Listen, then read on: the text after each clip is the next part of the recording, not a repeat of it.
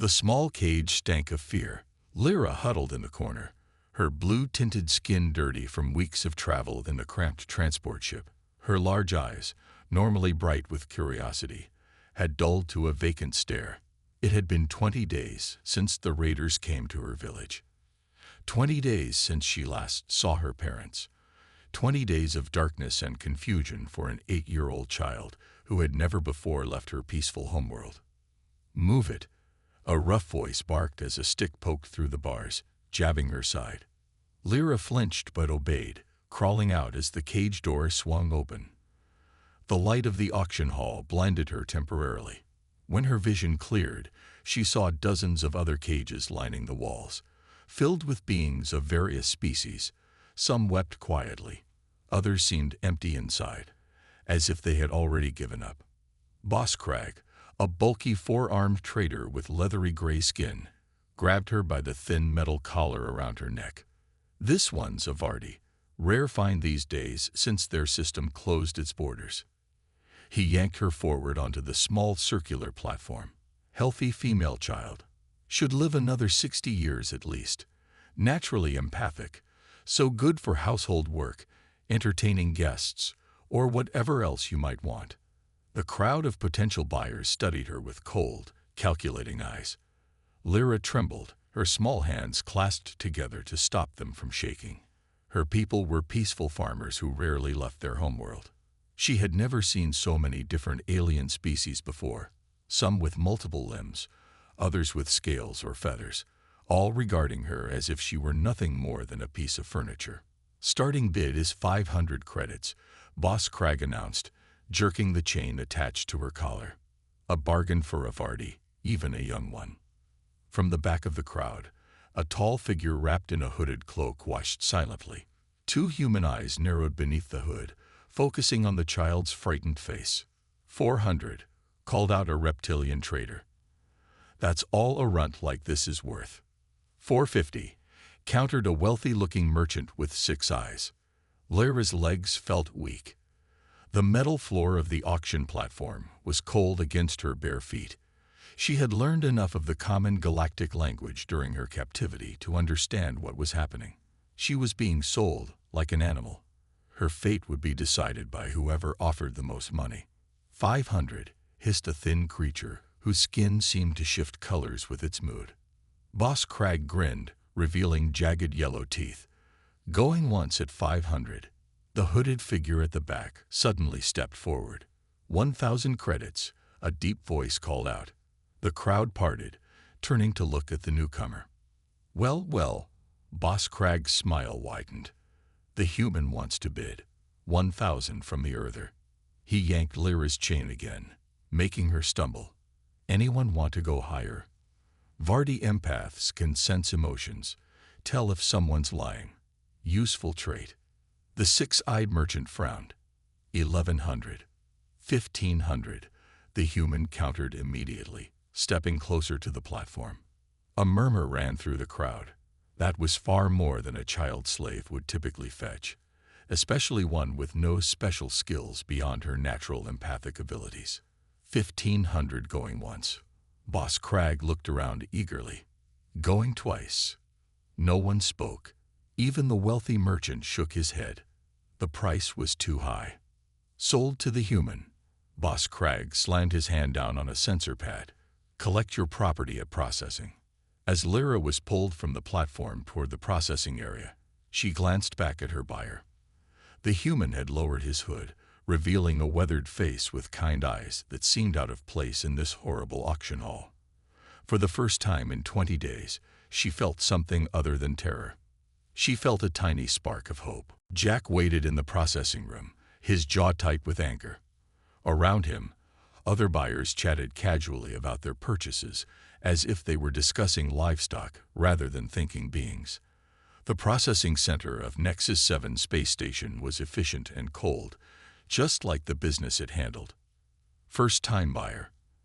asked a station official, sliding a datapad across the metal counter.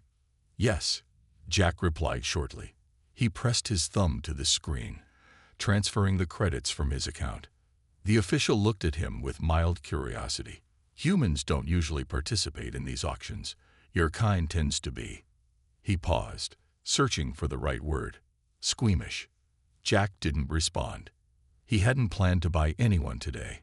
He'd come to Nexus 7 for ship parts and to meet with a potential client. The 1,500 credits he'd just spent were meant for repairing the Wanderer's damaged engine core.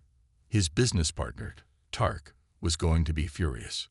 Processing complete, the official announced. Your property will be delivered momentarily.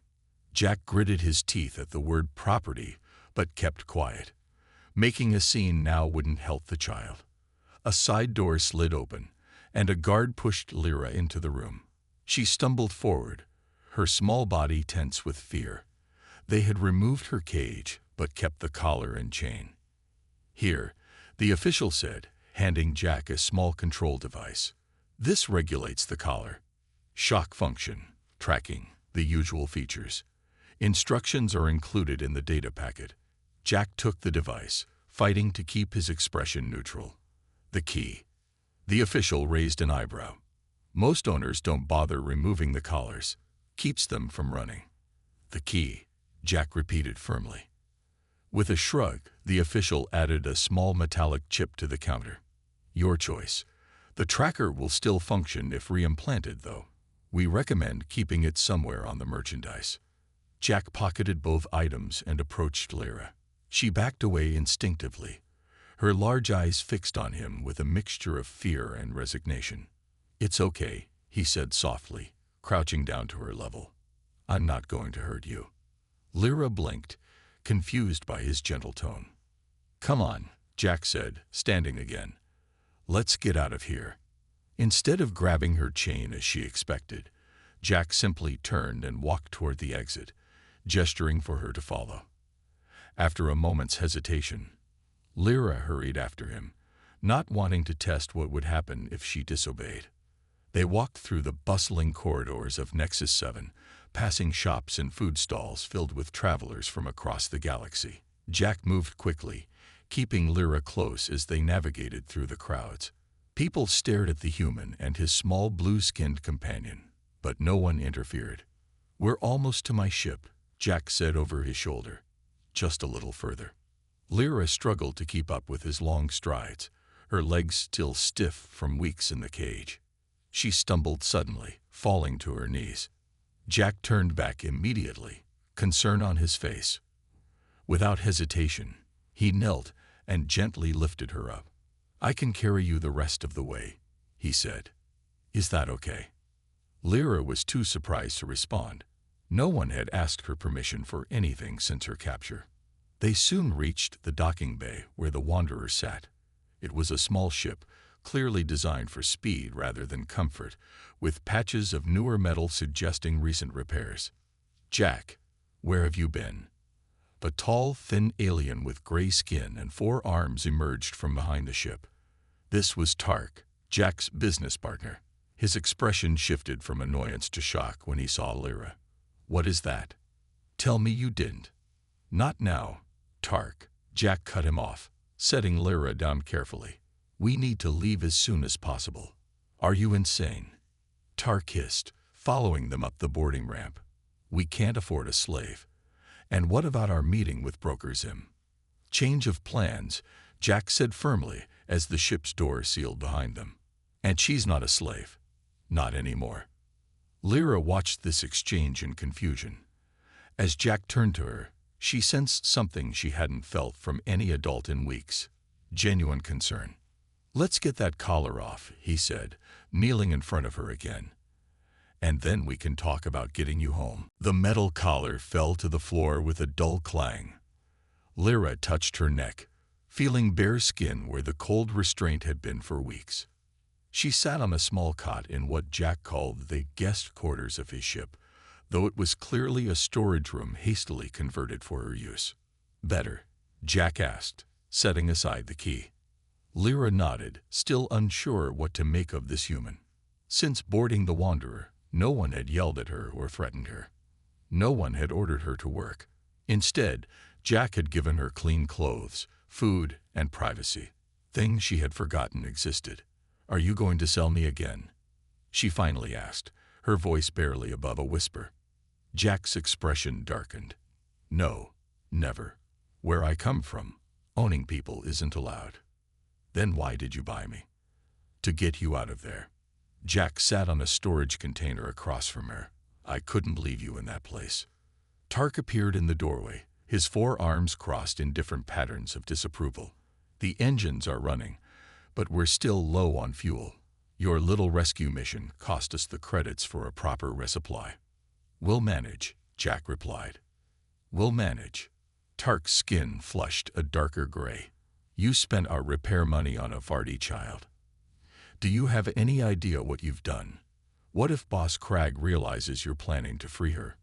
Do you know what happens to people who interfere with the slave trade? Lyra flinched at Tark's raised voice, shrinking back against the wall. Jack noticed and stood up. Let's talk outside, he told Tark firmly. The two left, but Lyra could still hear their argument through the thin door. This isn't just about money, Tark was saying. You've put us in danger. If Crag finds out. I couldn't just walk away, Jack interrupted. She's a child, Tark. A child. Your human morals will get us killed someday, Tark muttered. Their voices faded as they moved toward the cockpit. Lyra stayed on the cot, trying to make sense of her new situation. Using her natural empathic abilities, she had sensed Jack's anger during the auction, but it wasn't directed at her. She had felt his disgust at the traders and his concern for her. The ship hummed as it pulled away from the station. Through a small window, Lyra watched Nexus 7 grow smaller until it was just another light among the stars. Whatever happened next, at least she was free of that terrible place. The door slid open again, and Jack returned with a steaming cup. It's tea, he explained, offering it to her. My mother used to make this when I was upset. Lyra accepted the cup carefully. The warm liquid had a sweet, earthy taste that reminded her of home. Where are we going? She asked after a few sips. First, somewhere safe to refuel. Jack leaned against the wall. Then, if you can tell me where your home is, we'll try to get you back to your family. Tears welled in Lyra's eyes at the mention of family. The raiders killed many in my village. I don't know if my parents survived. Jack's face softened with sympathy. I'm sorry, Lyra, but we'll find out. I promise. Why are you helping me? She asked, still struggling to understand. Your friend is angry. You lost money. There's danger. Jack was quiet for a moment. On Earth, that's my homeworld. We learned a long time ago that treating people like property leads to terrible things. It took us centuries to stop doing it to each other. He looked at her directly. I couldn't stand by and watch it happen to you. Lyra set down her cup and did something that surprised even herself. She stood up and wrapped her small arms around Jack's waist in a hug. Through their contact, her empathic abilities gave her a clearer sense of his emotions. Determination, worry, and beneath it all, a deep kindness that felt like sunlight after a storm. Thank you, she whispered. Jack gently returned the hug. You're safe now. That's what matters. For the first time since the raiders came, Lyra believed those words might actually be true. Boss Crag slammed his fist against the terminal, causing the holographic display to flicker. The tracking signal from the Vardy girl's collar had gone dead less than an hour after she left the station with the human. Find them, he growled at the nervous technician beside him.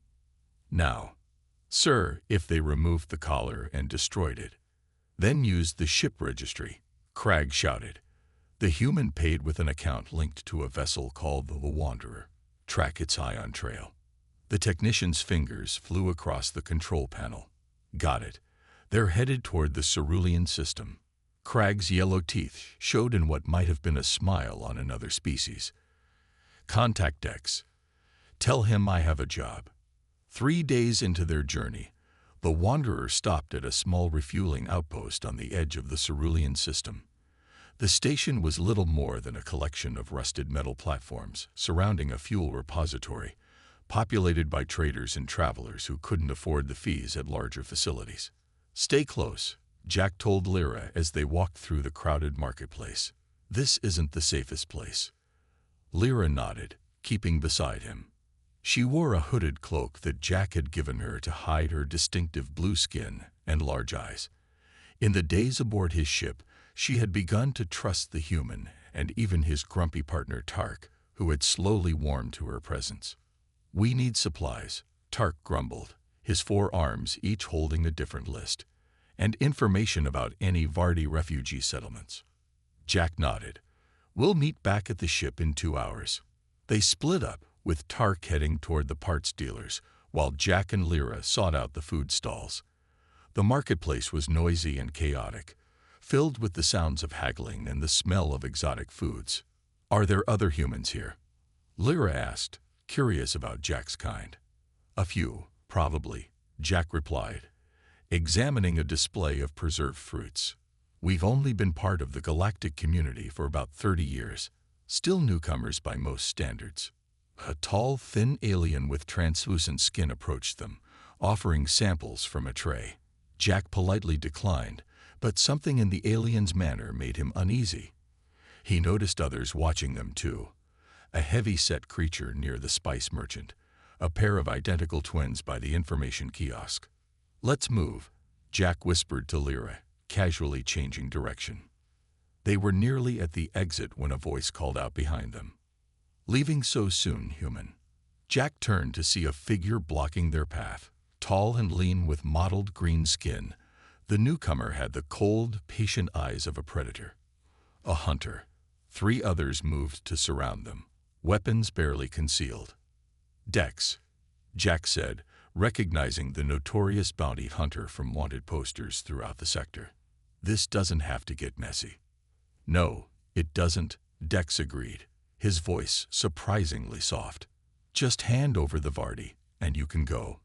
Boss Cragg is mostly interested in getting back his merchandise."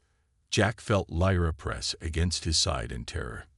His hand moved slowly toward the blaster hidden under his jacket. "She's not merchandise," he said firmly. "She's a child."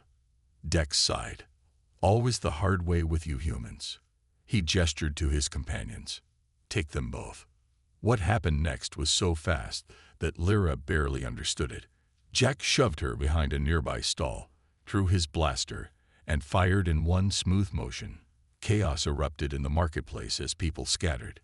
Dex's hunters returned fire, energy bolts sizzling through the air. "Run," Jack shouted to Lyra, providing covering fire as she darted between stalls. She ran, heart pounding, following the path they had taken from the ship. Behind her, she heard the hunters in pursuit, their heavy footsteps mixing with the continued sounds of blaster fire. When she reached the docking area, she saw Tark already at the Wanderer's ramp, frantically waving her aboard. "Where's Jack?" he demanded as she reached him. Before she could answer, Jack appeared, sprinting toward them with 3 hunters close behind. An energy bolt struck near his feet, sending him tumbling forward. "Go," he yelled, scrambling up and firing back. "Start the engines." Tark pulled Lyra inside as Jack made the final dash to the ship. The ramp was closing before he even reached the cockpit. "That was Dex," Jack panted as they lifted off. "Boss Cragg sent him."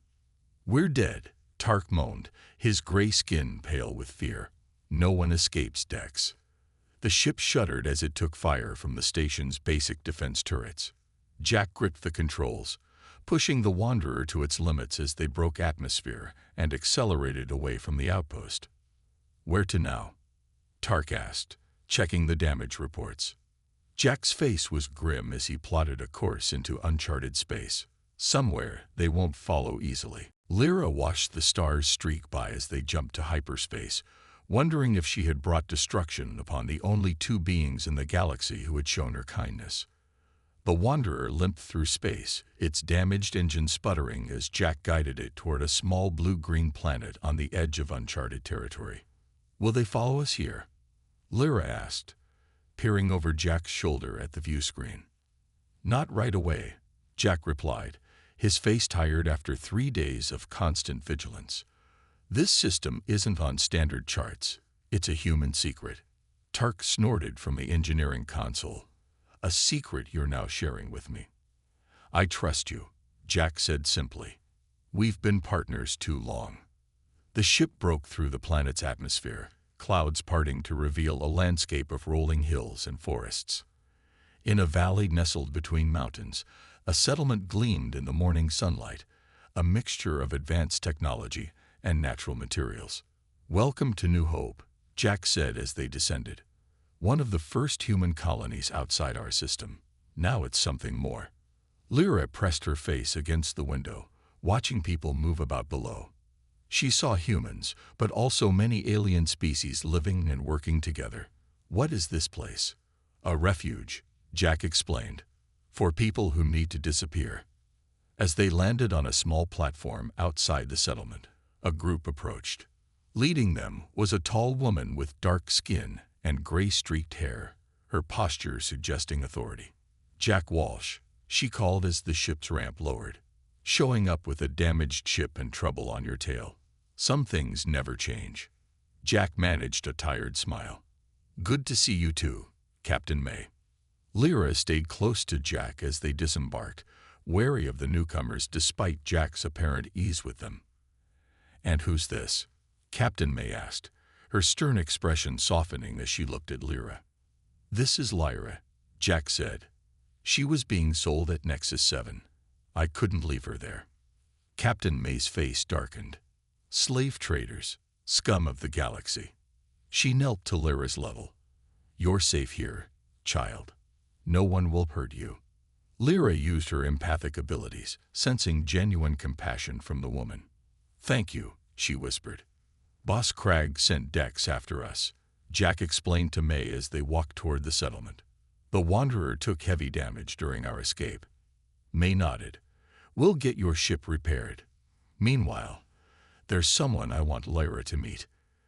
They entered the settlement, passing gardens and workshops where humans and aliens worked side by side. Several children ran past, laughing, a sound Lyra had almost forgotten existed. May led them to a large building with windows that caught the sunlight.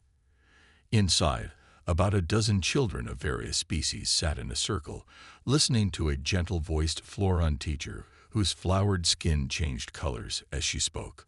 This is our school, May explained. Many of these children came here the same way you did, Lyra. Lyra looked at the children in surprise. They were slaves too. They were captives, May corrected. Never slaves. No one has the right to own another being, no matter what the so-called laws of some systems say. A small boy with scaled skin noticed them and waved excitedly. The teacher paused her lesson, and May gestured for Lyra to join them. Go on, Jack encouraged. I need to talk with Captain May about our situation. Hesitantly, Lyra approached the circle. The teacher smiled warmly, making space beside her. Everyone, this is Lyra, she introduced. She's joining us today. The children greeted her with smiles and curious questions. No one stared at her blue skin or treated her differently. For the first time since her capture, Lyra felt like a child again, not property. Later, as evening fell, Jack found her sitting with two other children, sharing a meal in the community dining hall. How are you doing? He asked, sitting beside her. It's nice here, Lyra said. The others understand. Jack nodded. Captain May says you can stay as long as you need. They'll help look for your family too. Something in his tone made Lyra pause. You're leaving, Jack sighed, running a hand through his hair. Just for a while. Dex won't stop hunting. As long as I'm here, the settlement is in danger. Take me with you, Lyra said immediately, fear rising in her chest. You're safer here, Jack insisted. I'll lead them away, then come back when it's clear. Lyra wanted to argue, but she could sense his determination. Instead, she asked, when? Tomorrow morning, Jack admitted. The engineers worked all day. The Wanderer is almost ready. Lyra's eyes filled with tears. Just when she'd found safety, her rescuer was leaving. But through her empathic abilities, she could feel Jack's conflict. He didn't want to go, but he would do anything to protect her and the others at New Hope. I'll come back, Jack promised, squeezing her hand. You have my word. Lyra couldn't sleep. Jack's plan to leave at dawn kept her tossing and turning in her new bed at the settlement. The other children slept peacefully around her, but her mind raced with worry. Using her empathic abilities, she had felt Jack's determination to protect them all, even at the cost of his own safety. She slipped out of bed and padded silently through the hallways of the dormitory. The settlement was quiet under the light of 2 small moons. She made her way to the landing pad where the Wanderer sat, its repairs now complete. A light glowed inside the ship. Through the window, she could see Jack and Tark arguing while packing supplies. "This is suicide," Tark insisted, his 4 arms gesturing wildly. "Dex never gives up a hunt." "I just need to lead him far enough away," Jack replied calmly. "Then I'll disappear in the outer rim for a while." "And what about the girl?" "You promised to help find her family. Captain May will handle that. She has connections I don't." Lyra stepped closer, accidentally kicking a small tool left by the repair crew. The clatter alerted the men inside. "Who's there?" Jack called, appearing at the top of the ramp with his blaster ready. "It's me," Lyra said, stepping into the light. Jack lowered his weapon. "You should be asleep."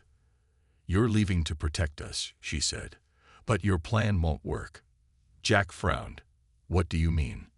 "I've met hunters like Dex before," Lyra explained, climbing the ramp to join them. "When the raiders attacked my village, they had trackers who never stopped. They'll follow you, catch you, and make you tell them where I am." "She's right," Tark muttered. "Dex has ways of making people talk." Jack's face hardened. "I won't tell them anything." "You might not have a choice," Lyra said quietly. She looked up at him with determined eyes. "There's another way." Inside the ship, she laid out her idea. Captain May had shown her records of other children rescued from slave traders. There were hundreds across the sector, all living in fear of recapture. "Instead of running, we can fight back," Lyra said. "We can show everyone what Boss Crag and others like him are doing." "How?" Jack asked, intrigued despite his skepticism. "The Galactic Council," Lyra replied. "They have laws against slave trading, but they don't enforce them. If we bring them proof, they'll have to act." Tark laughed bitterly. "The Council doesn't care about slaves from poor worlds." "But they care about their reputation," Lyra insisted. "And humans have a seat on the Council now. Jack, your people could help." Jack paced the small cabin, considering her words. "It's too dangerous for you to be involved." "I already am involved," Lyra said firmly. "And I'm not the only one." Before Jack could respond, the ship's communication system chimed. Captain May's face appeared on the screen. "Jack, we have a situation. Come to the main hall immediately." They hurried through the settlement to find the hall filled with people. Captain May stood at the center with a grim expression and a data tablet in her hand. "News from my contacts," she explained as they approached. "Boss Crag has doubled the bounty on both of you. But there's more. He's sending a raid team to hit suspected refugee settlements, including New Hope." Murmurs of fear spread through the crowd. "When?" Jack demanded. 3 days, maybe 4, May replied. "We need to evacuate." "No," Lyra stepped forward, her voice surprisingly strong. "We need to fight." All eyes turned to the small blue child standing defiantly in the center of the hall. "Lyra has a plan," Jack explained, placing a supportive hand on her shoulder. "And I think it might work." As dawn broke, the settlement buzzed with activity. Children and adults gathered around tables, sharing their stories and documenting the abuses they had suffered. Others sorted through data files containing shipping routes, auction records, and financial transactions that Captain May's network had collected over years. "We'll need more," Jack said, reviewing the evidence. "Something that directly links Boss Crag to illegal operations in Council space." Lyra nodded thoughtfully. "Then we need to go back to Nexus 7. That's exactly where they'll be looking for us," Tark protested. "Yes," Lyra agreed with a small smile. That's what will make our trap work. Jack looked at the determined child before him, amazed at her courage. The frightened girl from the auction was gone, replaced by someone who refused to be a victim.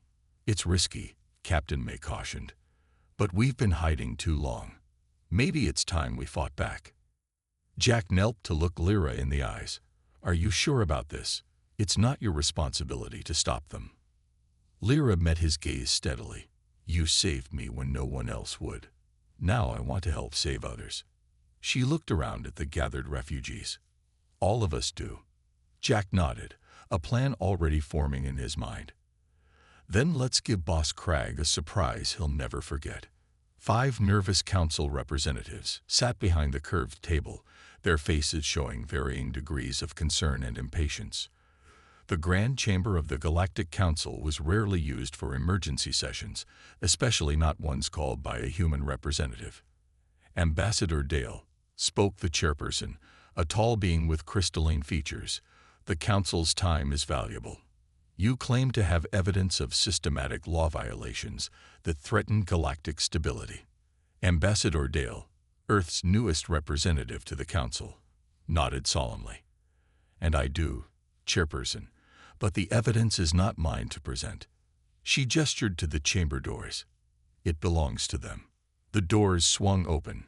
Jack entered first, followed by Captain May, Tark, and then, to the Council's visible surprise, Lyra, leading a group of 20 children from different species.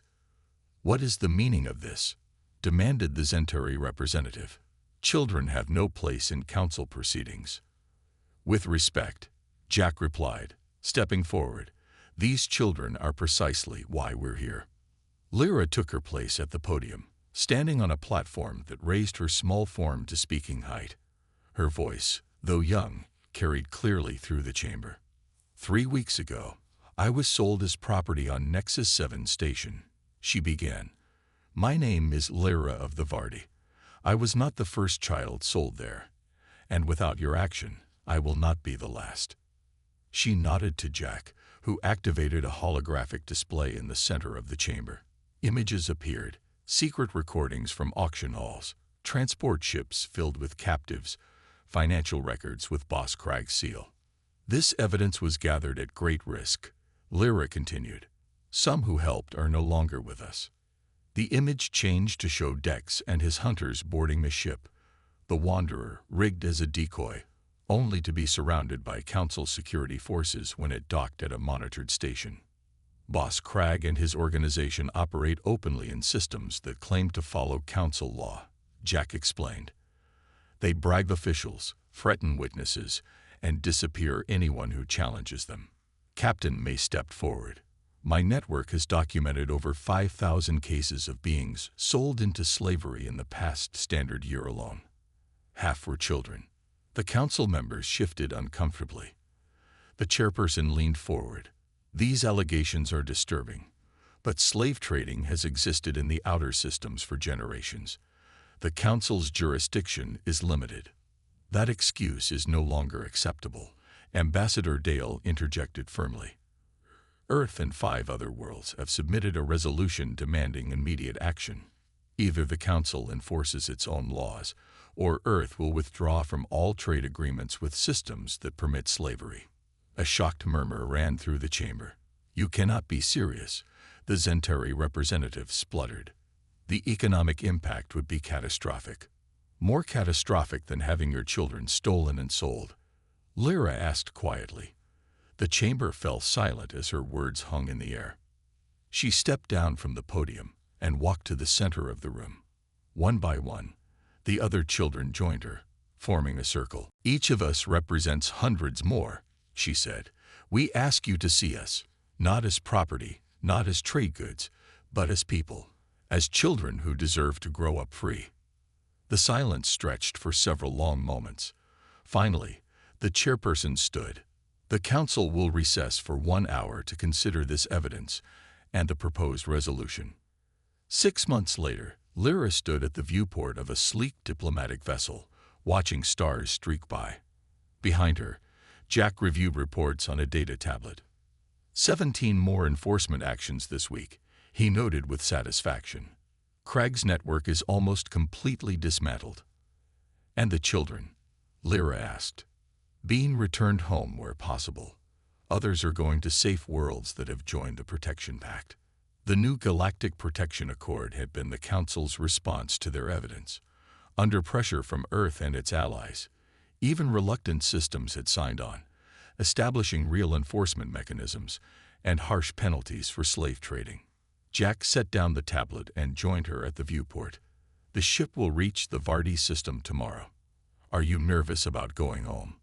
Lyra shook her head. Captain May found my parents.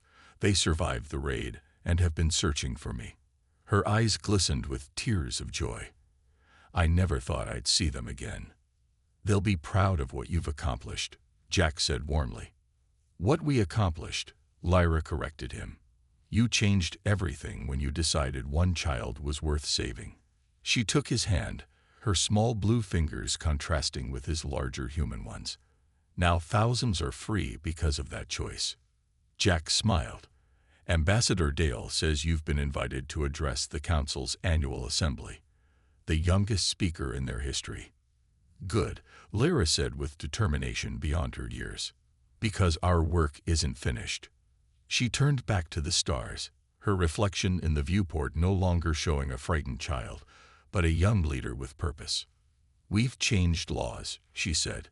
Now we need to change hearts and minds. So no child anywhere will ever wear chains again. Jack nodded, knowing she was right.